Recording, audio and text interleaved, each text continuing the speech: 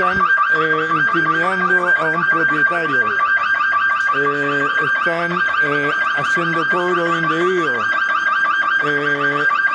es gente que administra el edificio y tiene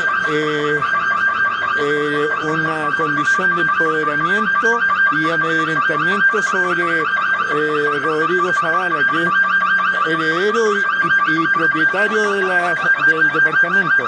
Y aparte de eso, se le calumnia diciendo que él tiene coronavirus.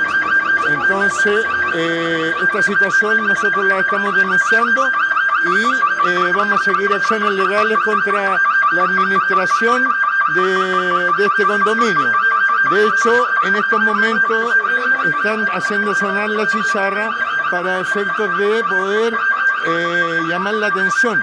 Entonces nosotros estamos denunciando estos hechos porque esta es una verdadera mafia que tiene y gente que ni siquiera es dueña, son arrendatarios y en una oportunidad quisieron tomar el departamento, le reventaron la chapa, le taparon el cilindro para que él no pudiera entrar y él tiene documentación legal que es heredero, propietario de la propiedad, la cual esta mafia de este condominio que administra esta situación quiere desplazarlo. ¿Para qué?